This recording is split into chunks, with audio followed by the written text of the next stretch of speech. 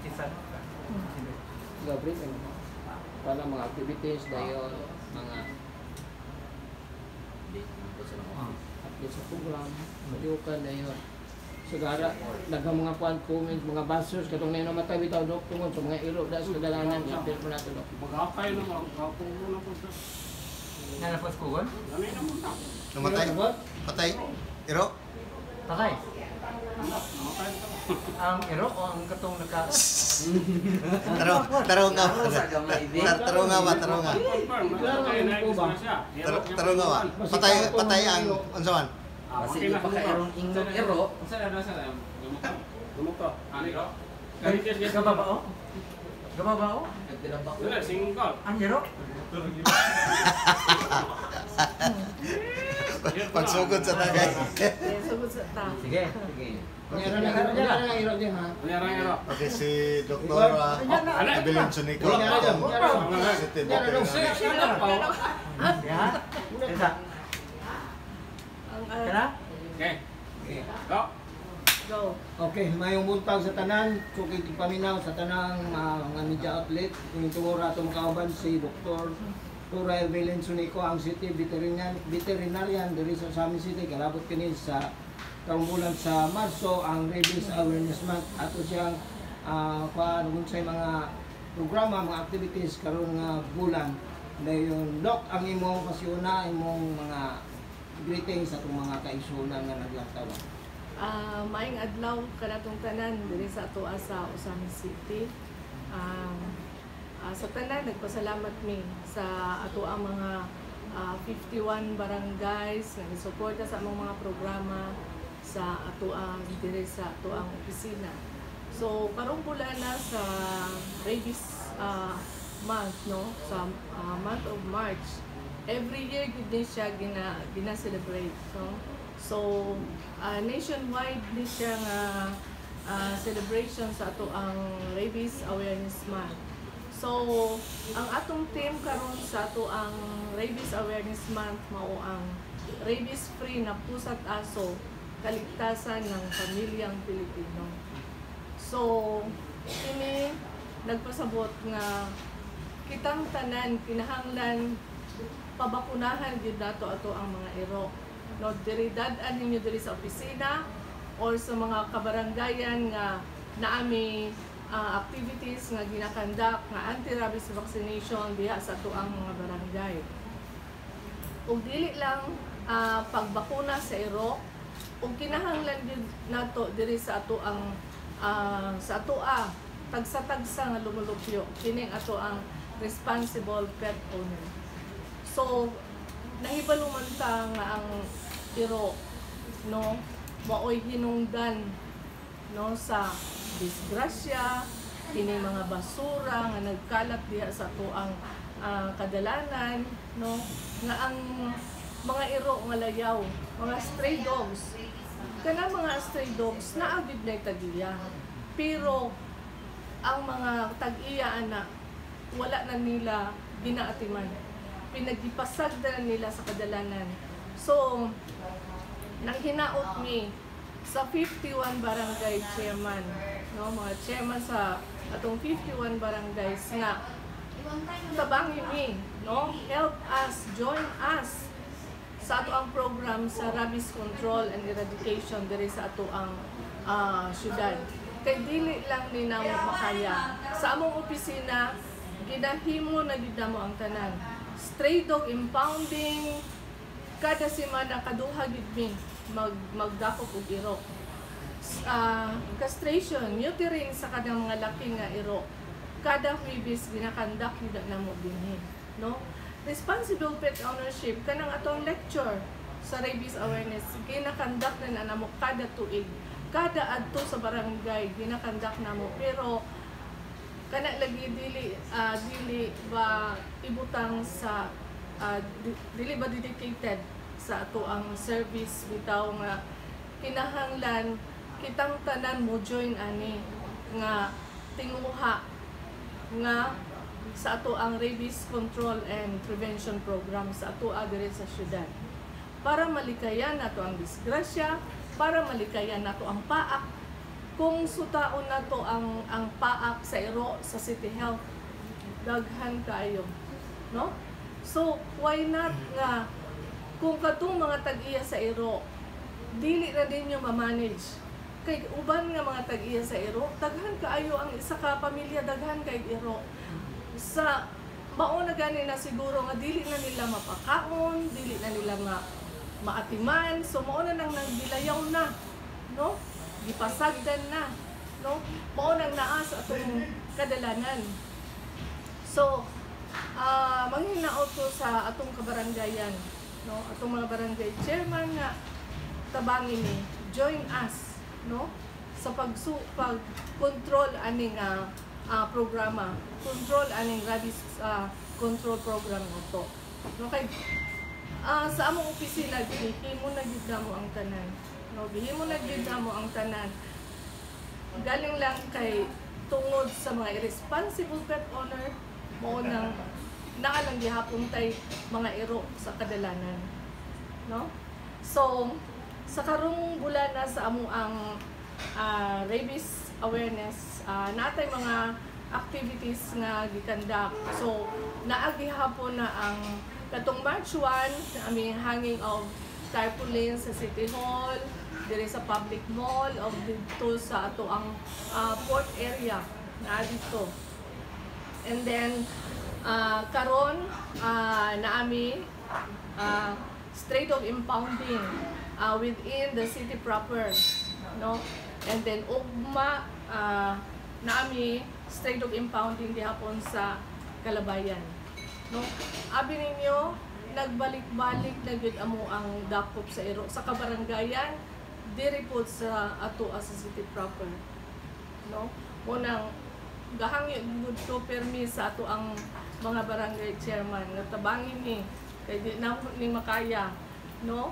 So and then sa ato ang lecture on rabies awareness na apod ka sa 50th barangay karong March 7, 50th barangay Aguada, Carmen Annex and Katadman. And then sa March 7 gihapon na ami castration diri sa mga iro. So pwede ninyo dadon ang mga iro nga laki diri sa opisina para for castration. Libre nila. Naay bayad nga 350. And then stray dog impounding na pud mi sa Karangan, IBGT ug Laman, and then Bagakay. So mao ni amo ang activities for the whole month of March. Anti-rabies vaccination sa Pugon o Mintiring. So stray dog impounding, neutering, lecture on rabies awareness, mao na amo ang for the whole month of March, mao na amo activities nga ikanda. So dili lang man ni kani amo ang activities for month of March, dili lang ni for the month of March, the whole year round ni siya nga activities na mo nga ginakanda. Dakot sa may tabo sa mga iro, di pang impound. Within pwede nila i-claim, no? Kato mga nangadakpan nga iro, kung kinsay mga tag-iya, pwede nila i-claim ang iro basta kato mga tag-iya nga kadang responsible nga pet owners nga ang ilag iro nakabuhi lang kay matod pa nila di pa ihira sa gawas ana. So i-claim nila pero bayad silang 500. Magamay ang rako. Katong dili na ma-claim dok unsay? Katong dili na ma-claim within 3 to 7 days mao na nay time nga amo nang i-dispose ang iro. Ayun dok, di ba 500 ang pag-claim sa iro. Dayon, if found out na wala din nabakunan ang maong iro, Pabakunahan na mo. walay penalty. Walay penalty. Oh. Bakunahan na mo. Inig-release sa iro, pangutan-on na mo ang tag-iya o nabakunahan ba o wala, bakunahan na mo. Okay, Dok. Sa kadaghan nga na disgrasya, namatay, di lang sa rabies, na namatay sa pinagi sa disgrasya, pinagi sa iro. Ang iro. Dayon, sa nobserbahan nako, nagsinging magpanakop sa atong munisipyo, nakadaghan po ng iro nga naglawlao. Kung sa mga aksyon o balaod nun inyong gipasaan na. Alang sa mga tagya, nga wala na atiman ng iro. kanang mga kuan, kanang mga iro nga naa sa kadalanan, no, naa sa kadalanan. Kanang sila kung time nga madakpan na mo, madakpan yun na, pero kay mas kusog pa man kay mudagan ang mga iro kaysa sa among ang mga dog pound, di ba? O dayon ang multaan ng mga iro nga wala na higot is 500. Mauna problema karon kay kana gani among madakpan nga iro. Madakpan na iro nga mga kapaa. Moingon naman dili naman sila mo angkon. Unya. O kanang mga iro nga wala na higtan, wala na may moangkon anang iro. Wala na gyud moangkon basta naa na sa gawas. Mao na isa nga problema. Mao nang mas siguro mas maayo kung kada barangay irehistro ang iro. Mas maganahan mi ana nga irehistro nila ilang mga iro. Kung kinsay every household unta irehistro og pila ka iro ang ilahang kaya nga atimanon. Unta ba kung kuan pa pwede ba? Sa amo lang sa kung kaya. Pwede man mag-iro og daghan. Pwede man bisag 5 na 10. Basta kay responsible lang ka. Dili lang nimo sila buyaan nga naa sila sa kadalanan. Kung responsible pet owners ka, dapat imong iro nara gyud sulod sa imong panimalay. Dili gyud nimo ipagawas. Diba? Kung kay kasagara gani diri sa amo ang opisina na imo anhi diri, isurrender na nila ilang mga iro kay dili na nila makaya. No? Isurrender na nila. So, mo-surrender na kay ang uban nakapaak. Ang uban ang behavior sa ilang iro dili na maayo. Dili na normal. So, ilang i-surrender diri sa amo ilang iro. Dok, ano sa'yo pamaagi sa pagpatay sa ito? Ay naami kuan kanang euthanasia na muna amo gid siyang anay injection. Ang kinadakuan nga budget diri sa among opisina is kaning rabies control and prevention.